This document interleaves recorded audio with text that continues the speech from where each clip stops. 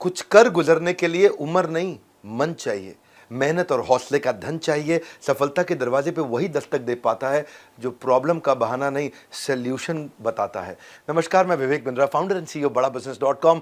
पिछले सीक्वल में आप मिले थे फ्रेंचाइजी प्रांशु रंजन, जिनका रैंक है देश में नंबर 1। 21 साल के आप फाइनल ईयर ग्रेजुएशन के स्टूडेंट। गढ़वा नाम का छोटा शहर झारखंड में, वहां से आप आए। पिता आपके सब इंस्पेक्टर। आप गोल्ड स्टेटमेंट पे फोकस किया, गर्ल स्टेटमेंट पे नहीं। छोटी जगह से निकल कर जो बड़े सपने सजाते हैं वही अपना मकाम पूरा कर पाते हैं। फैमिली बैकग्राउंड बिजनेस का नहीं था, लेकिन फिर भी आपने बिजनेस किया। पहले आप हमारे आईबीसी बने, 11वीं क्लास से आप हमारे वीडियो देखा करते थे।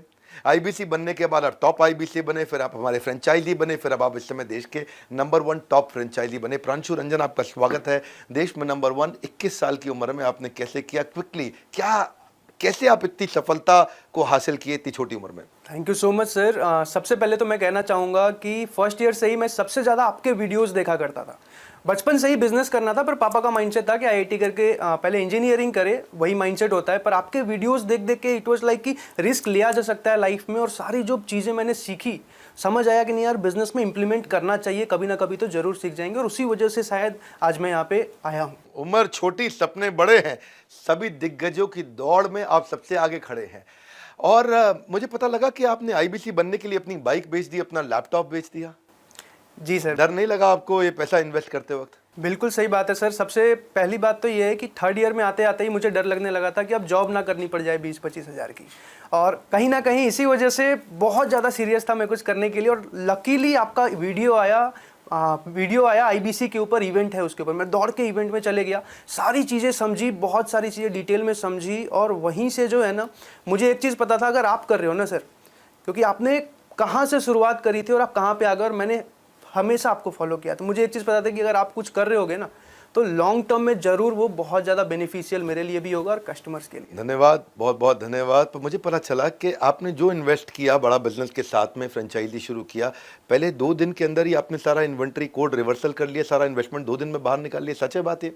Yes sir. जब चैनल पार्टनर मैंने लिया था, तो सबसे बड़ी प्रॉब्लम ये आई कि आईबीसी में तो 6 महीने हमने अच्छा कर लिया था और अच्छी खासी अर्निंग भी कर ली थी। और जब चैनल पार्टनर की प्लानिंग करी तो बहुत बड़ा डिसीजन था। मेरे फैमिली बैकग्राउंड में किसी के पास उतना पैसा नहीं है कि हम फ्रेंचाइज लेके और उतनी तेज़ी से कर पाते।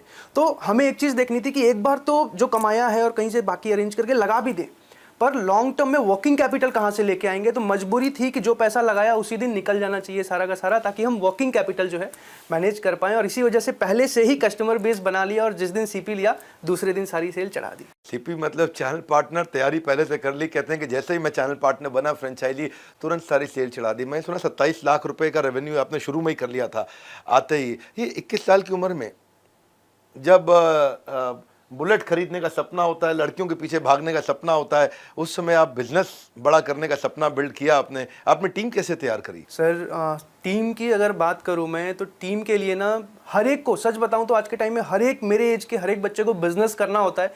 पैसे के वजह से, या पेरेंट्स नहीं अलाउ कर रहे, या कुछ रीजंस की वजह से वो नहीं कर पाते।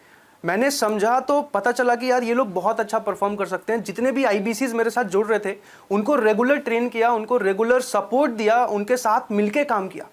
और एक टाइम ऐसा आया कि वो लोग ही मुझसे बहुत ज़्यादा अच्छा परफॉर्म करने लग गए और अच्छी खासी अर्निंग करने लग गए। हमने ना, मैं आपको ज़रा फटाफट बता दूं कि एक कॉन्टेस्ट रन किया था कि इस साल के एंड तक जो हमारे टॉप फ्रेंचाइजीज हैं, टॉप 7, इनको हम बोलते हैं 7 वंडर्स ऑफ द वर्ल्ड।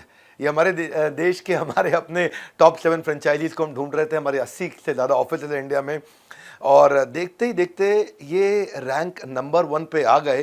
पिछले से पिछले महीने ही आ गए थे और कंसिस्टेंटली उस रैंक को मेंटेन कर पा रहे थे। वो देख के बड़ा अच्छा लगा कि आग, कहते हैं ना कि पीछे नहीं सीने में लगाई है, और उन्होंने सीने में आग लगाई। मंजिल को पा ही लेते हैं मेहनत करने वाले, पत्ता तक नहीं तोड़ सकते घर में बैठकर सोचने वाले। तो घर में बैठ के कभी सोचा नहीं, इन्होंने आगे बढ़ते रहे। गाजियाबाद, जयपुर, रीवा, कोल्हापुर, मुंबई, भुवनेश्वर, नागपुर, ये सारे हमारे टॉप रैंकर्स थे। बड़े बड़े दिग्गज खिलाड़ी, उन सारे फ्रेंचाइजीज को पीछे छोड़ते हुए आप सबसे आगे निकले।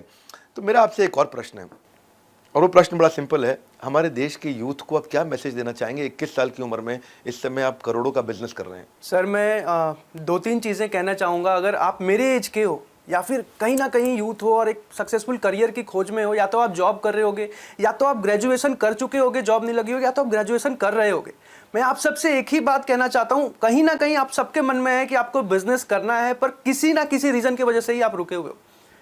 विवेक सर के साथ मुझे ये भरोसा था कि अगर मैं आ रहा हूं ना, पैसा तो एक बाई प्रोडक्ट है, आना ही आना है, सीखने को इतना कुछ मिलने वाला है कि लॉन्ग टर्म में बहुत बड़ा जंप ले सकता हूं मैं, चाहे यहां से या कुछ और भी कभी भी अगर करना चाहूं तो वहां से भी एक बहुत बड़ा जंप ले सकता हूं, अगर इतनी सारी चीजें मैं यहां से सीख पाया।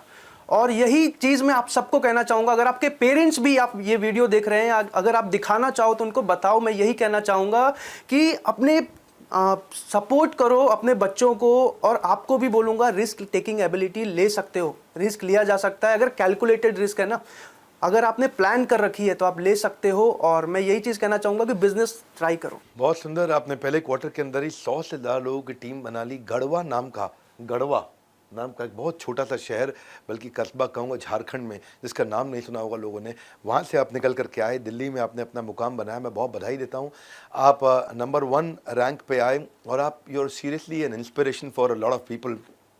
बधाई देता हूँ।